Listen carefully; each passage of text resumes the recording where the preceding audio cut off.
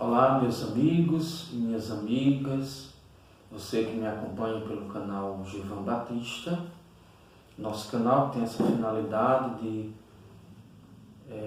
postar formações, palestras, reflexões, ajudando assim no conhecimento da Palavra de Deus, na evangelização.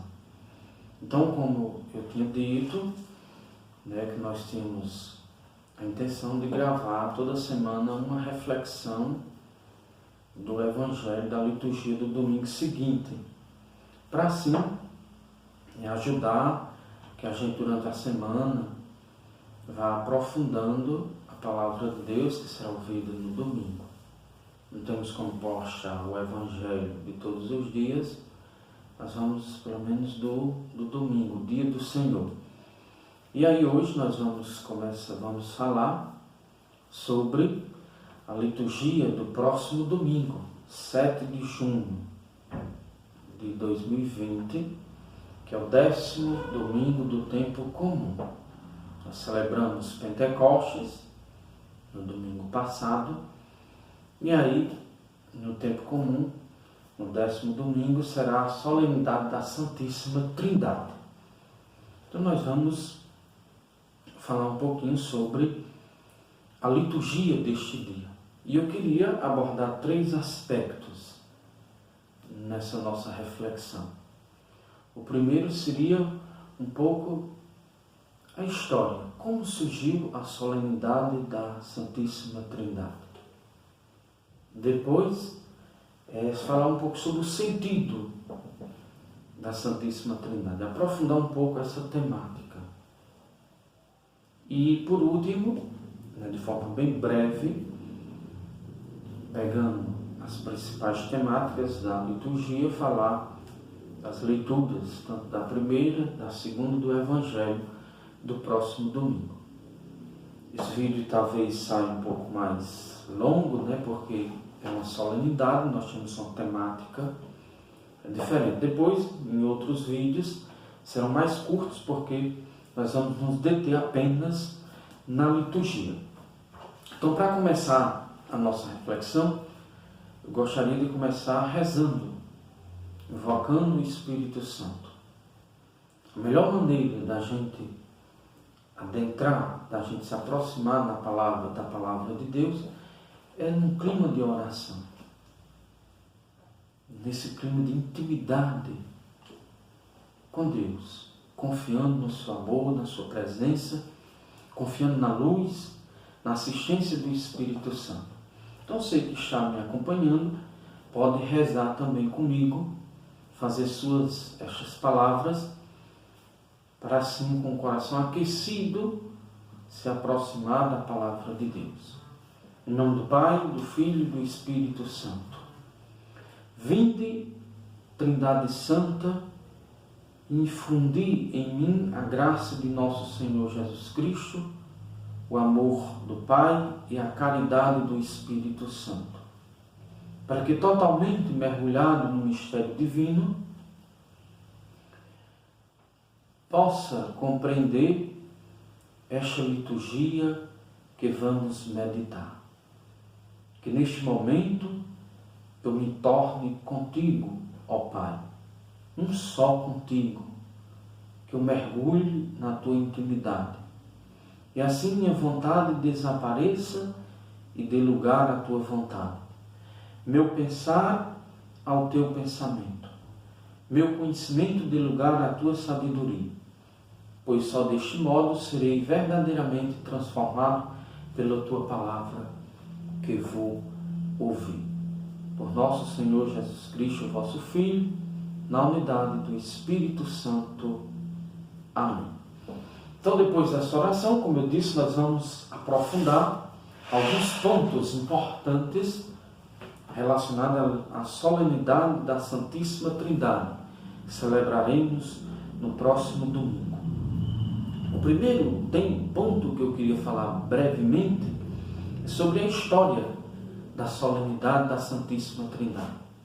Como foi que surgiu essa solenidade? Existe uma prática muito antiga, desde a Baixa Idade Média, que é aquele período que vai do século XI até o século XV. Então, desde lá se começou de forma privada, de forma particular, por alguns fiéis, uma devoção a Deus uno e trino. Ou seja, algumas pessoas começaram a invocar, a cultivar uma devoção às três pessoas da Santíssima Trindade. Deus na sua unidade trina. E aí vai até que em 1334, o Papa João XXII estende essa prática para toda a Igreja Latina. E daí começa essa solenidade de forma mais sistemática, de forma mais organizada, que vem até os dias de hoje. Então começou na Idade Média, na Baixa Idade Média, mais ou menos no século XI até o século XV, e aí foi instituída, foi estendida para a Igreja Latina em 1334, justamente pelo Papa João XXII. Então, isso é um pouco a história da solenidade da Santíssima Trindade. E qual o sentido dessa solenidade? Com que espírito nós devemos vivê-la, devemos celebrá-la? Então, aqui nós temos o Diretório sobre a Piedade Popular, diz uma coisa muito importante sobre a solenidade da Santíssima Trindade. Diz assim: de fato, não é outra coisa senão a história da via e dos meios pelos quais o Deus verdadeiro e único. Então só existe um Deus. Celebrar a Santíssima Trindade é mergulhar num grande mistério que humanamente é impossível de compreender. Deus é uno e trino. Por isso que diz o mistério da Santíssima Trindade. E aqui o diretor diz a história da via e dos meios pelos quais o Deus verdadeiro e único, há um só Deus, Pai, Filho e Espírito Santo, se revela, reconcilia consigo e une a si os homens que se afastam do pecado. Está vendo? Então, celebrar a Santíssima Trindade, meus irmãos, minhas irmãs, nada mais é do que mergulhar nesse mistério, nessa dinâmica do Deus que se revelou ao longo da história, com esse intuito de justamente reconciliar consigo, de salvar o homem, justamente o homem que se afasta do pecado. Então é um grande mistério a Santíssima Trindade, é um mistério de fé. Então neste domingo nós celebraremos esse mistério. Poderíamos, claro, falando um pouco sobre isso, vários santos, teólogos falaram sobre, existem tratados, na teologia há uma disciplina chamada a Trindade. Mas aí eu queria, tem uma santa, doutora da Igreja, que fala da Santíssima Trindade de forma muito profunda, de forma muito mística, de forma muito espiritual. E é sobre ela que eu gostaria de falar brevemente. É Santa Teresa de Ávila, carmelita, nasceu em 1515, na Espanha, Ávila, na Espanha, e justamente morreu em 1582. E ela diz sobre a Trindade, olha que coisa bonita, diz Santa Teresa de Ávila sobre a Santíssima Trindade. Ela diz, estas três pessoas têm um único querer, um só poder, uma única soberania. Está vendo? Então não há poderes distintos, não há vontades distintas. A Trindade é um só Deus. E quando age, não age Deus sozinho, não age Jesus sozinho. Quando age a Trindade toda. Nós somos templos, morada da Trindade Santa. Por isso que sempre quando vamos rezar, começamos sempre a nossa oração fazendo esse mergulho na Trindade, em nome do Pai, do Filho e do Espírito Santo. Por quê? Porque sempre que age em nós, quando nós invocamos a Deus, é a Trindade toda que nos atende. É a Trindade toda que é invocada. Por isso que diz Santa Teresa, vai continuar: aquele que se torna agradável a uma dessas três pessoas, torna-se agradável às três. Está vendo? E aquele que ofende uma delas, ofende as outras duas. Diz Santa Teresa. Às vezes tem alguém que invoca mais o Espírito Santo, outros falam mais do Pai, mesmo que falemos mais do Filho, mas no final das contas estamos sempre buscando as três. Não há como separar. Elas são indissociáveis, são inseparáveis. Invocar ora o Pai, invocar ora o Filho, invocar ora o Espírito Santo é apenas uma forma pedagógica. Mas é sempre a Trindade que vem em nosso socorro. Logo, as pessoas da Santíssima Trindade são, como eu digo, inseparáveis. São indissociáveis. Invocar uma é invocar a outra. Continua Santa Teresa: onde se encontra uma pessoa, encontram-se as outras duas. Olha que coisa bonita. Encontrando o Pai, eu encontro o Filho e o Espírito Santo. Encontrando o Filho, eu encontro o Pai e o Espírito Santo. Não tem como separarmos. E aqui, o diretório, falando sobre a solenidade da Santíssima Trindade, diz uma coisa muito bonita para nós. É importante evitar o perigo de alimentar a ideia de uma divindade que faça abstração das divinas pessoas. Está vendo? Então é importante evitar o perigo de alimentar a ideia de uma divindade que faça abstração das pessoas divinas. Abstrair, ou seja, separar. Achar que podemos buscar um em detrimento da outra.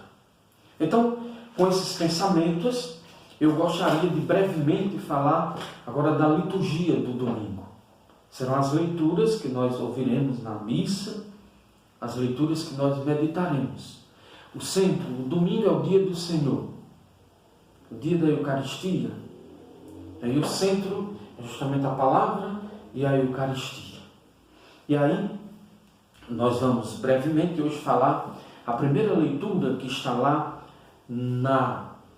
no livro do Êxodo, capítulo 34, versículo 4b, até o 6, depois o 8 e 9. Como é bonito, né? Como eu digo, não vou me estender muito hoje nesse vídeo, né? Fiz essa introdução, mas eu gostaria de ler o texto. Você que está em casa pode pegar a sua Bíblia, depois a sua liturgia e aprofundar a primeira leitura que está lá no livro do Êxodo. Diz assim: naqueles dias, Moisés levantou-se quando ainda era noite e subiu ao monte Sinai, como o Senhor lhe havia mandado, levando consigo as 2 tábuas de pedra. O Senhor desceu numa nuvem e permaneceu com Moisés, e este invocou o nome do Senhor. Enquanto o Senhor passava diante dele, Moisés gritou: Senhor, Senhor, Deus misericordioso e clemente, paciente, rico em bondade e fiel. Olha que bonito a invocação de Moisés. Imediatamente, Moisés curvou-se até o chão e, prostrado por terra, disse: Senhor, se é verdade que gozo do teu favor, peço-te, caminha conosco. Embora este seja um povo de cabeça dura, perdoa nossas culpas e nossos pecados e acolhe-nos como propriedade tua. Como poderíamos falar tantas coisas dessa leitura? Quando a gente reza, o que a gente pede na nossa oração? Moisés sobe ao Monte Sinai e lá tem o seu encontro com Deus. Deus que vem ao encontro dele na nuvem. E Moisés suplica, faz uma súplica. Como é bonito esse pedido. Nos leva a questionar o que pedimos na nossa oração. Você quando reza, esse é o pedido essencial. Esse é o pedido principal. Pedir que Deus se faça presente em nossa vida. Que Deus caminhe conosco. Porque eu disse em outra formação, se temos Deus, temos tudo. Quem tem Deus no coração tem tudo. Quem tem Deus tem a caridade. Quem tem Deus tem o amor. Tem ternura para dar. Tudo se torna consequência. Às vezes pedimos tanta coisa na oração. Pedimos saúde, pedimos paz. Tem gente que pede prosperidade. Tem gente que pede felicidade. Mas o pedido principal que deve ser feito na nossa oração é Deus. Pedindo Deus, estou pedindo a graça. A graça na minha vida nada mais é do que a ação de Deus em mim. É Deus agindo em mim. Mas aqui eu queria destacar 2 pontos nessa leitura. Como eu disse, só esse vídeo vai ser um pouco longo. Bom porque vai ajudar para agentes de comunidade, agentes de pastoral que se preparam para a liturgia do domingo. Mas nos próximos nós vamos nos deter mais na liturgia. E aí eu queria destacar 2 pontos dessa leitura. O primeiro é, Moisés subiu a montanha. Esse é o primeiro ponto. Sobe ao Monte Sinai. Montanha, o monte na Bíblia é sempre o lugar do encontro com Deus. Ir à montanha é se aproximar de Deus. É estar na presença de Deus. E depois Javé desceu na nuvem. Nuvem na Bíblia é sempre uma figura, o elemento teofânico. A nuvem na Bíblia é sempre a manifestação de Deus. Sinaliza a presença de Deus. Então Moisés vai à montanha e Deus vem a Moisés na nuvem. Que coisa bonita. Aqui nós temos 2 movimentos. Nós temos 2 ações, uma subida e uma descida. A descida é sempre Deus que vem ao nosso encontro. Deus sempre vem. Mas é preciso que nós, como Moisés, subamos. Subir a montanha é se distanciar do dia a dia, da atividade, do corriqueiro e ir ao encontro de Deus. Precisamos sempre dessa atitude. A montanha não necessariamente não tem que ser um lugar geográfico. A montanha é portátil, como dizia São João da Cruz. A montanha pode ser o teu coração, a tua casa, o teu quarto. Aí você pode fazer um lugar para se encontrar com Deus. E fazer essa experiência que Moisés fez. Então, o primeiro ponto é esse. O segundo são as atitudes de Moisés com relação a Deus. Não basta se encontrar com Deus. Quando a gente vai à missa, a gente vai à igreja, a gente sempre vai ao encontro com Deus. Mas não basta ficar no encontro. Não basta se aproximar de Deus. É preciso fazer como Moisés.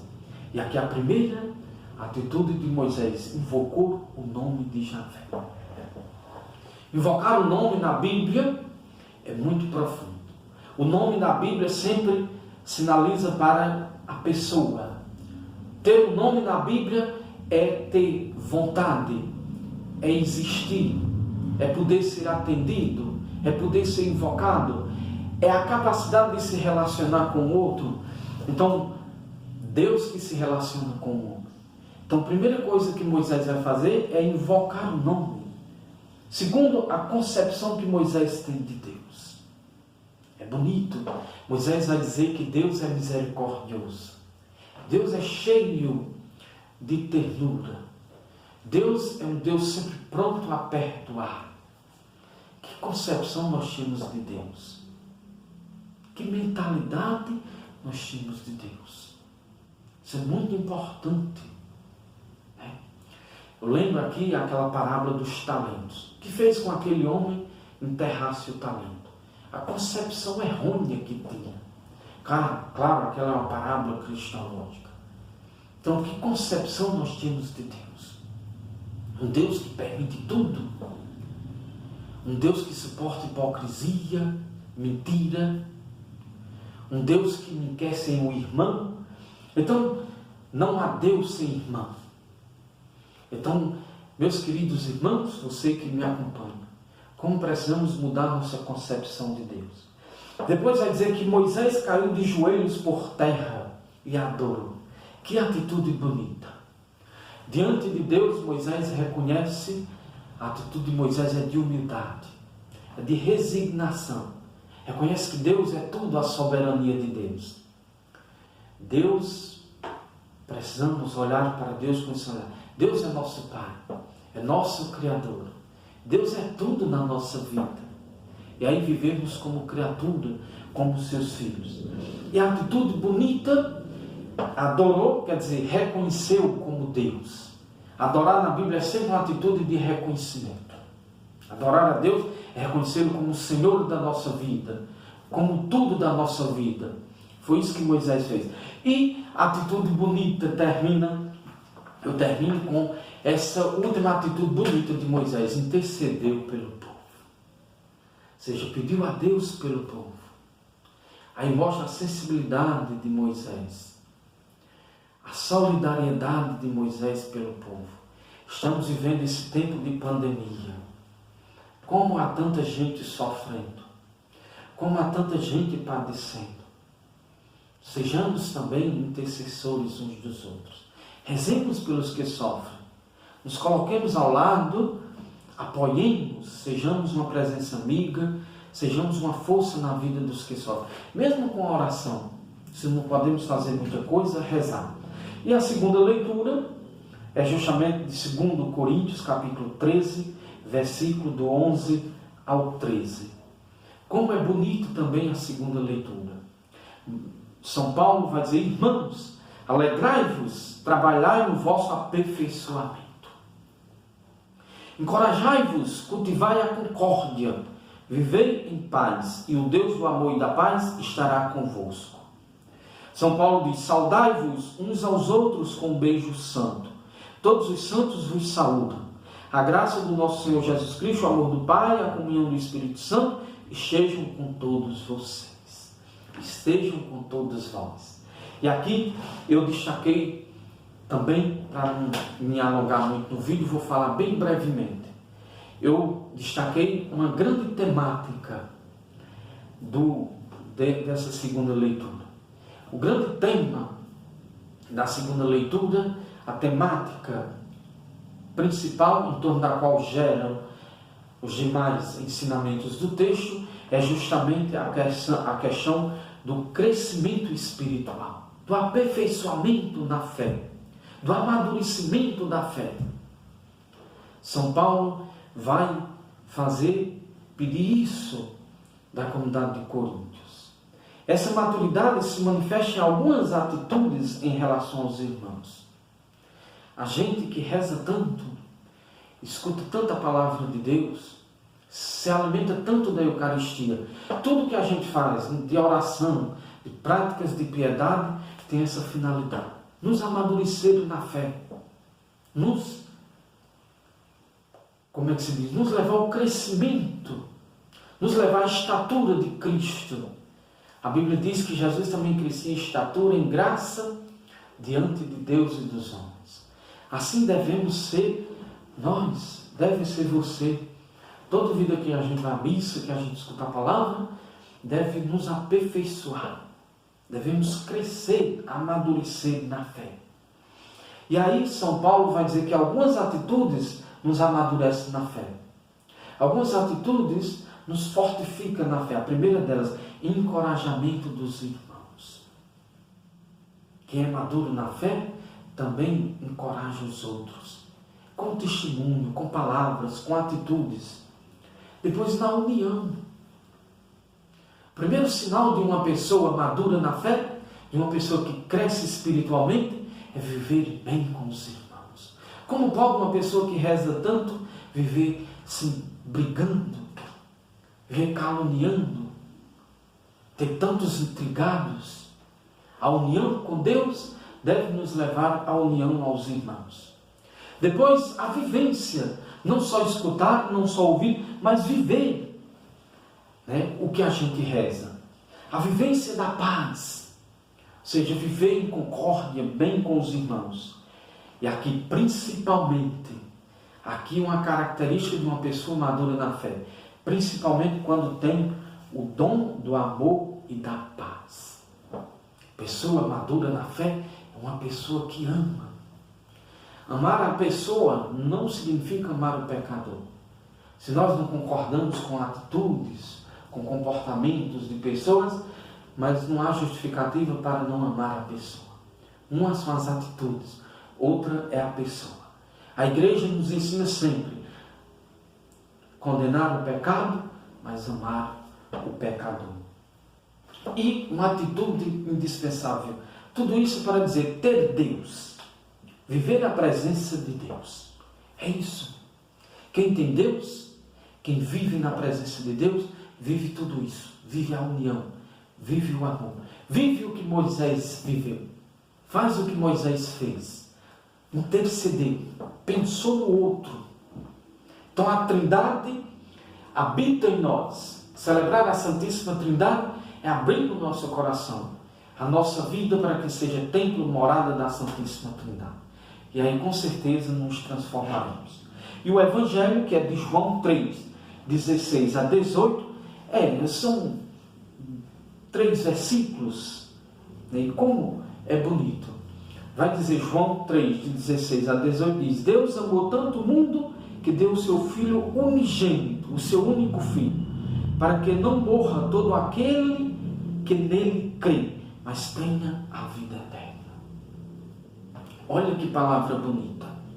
De fato, Deus não enviou o seu Filho ao mundo para condenar o mundo, mas para que o mundo seja salvo. Porque Deus existe em sua vida. Você busca Deus só com uma condição: para alcançar a salvação. Esse é o sentido da busca de Deus. Por isso, a primeira exigência é conversão, mudança de vida, realmente buscar a santidade. E aí, quem nele crê não é condenado, mas quem não crê já está condenado, porque não acredita no nome do Filho unigênito. E aqui eu termino dizendo isso. Há algo muito perigoso, há algo muito prejudicial à nossa salvação. Cuidado. Há algo muito perigoso para nós. Sabe o que? A incredulidade. A falta de fé. Uma fé fria. Uma fé que se expressa apenas exteriormente. Não podemos alimentar essa fé. Temos que viver uma fé autêntica. Como diz Tiago lá na sua carta, uma fé que se concretiza em obras, em atitudes concretas. Não basta dizer, quem diz que ama a Deus e não ama o seu irmão é mentiroso. Então, quem se fecha a Deus, se fecha a tudo. Se fecha aos irmãos, se fecha ao amor, se fecha ao perdão. Ter Deus é ter tudo. Quem tem Deus tem a Trindade, o Pai, o Filho e o Espírito Santo. Quem tem a Trindade tem o amor. Vive o amor, vive o perdão, vive a solidariedade. Então, muito obrigado. Louvado seja nosso Senhor Jesus Cristo, para sempre seja louvado. Se inscreva no nosso canal. Assim, ative as notificações para que você possa nos acompanhar. Próxima semana vamos postar o vídeo da liturgia do outro domingo, do 11º domingo do tempo comum. Aí você poderá acompanhar.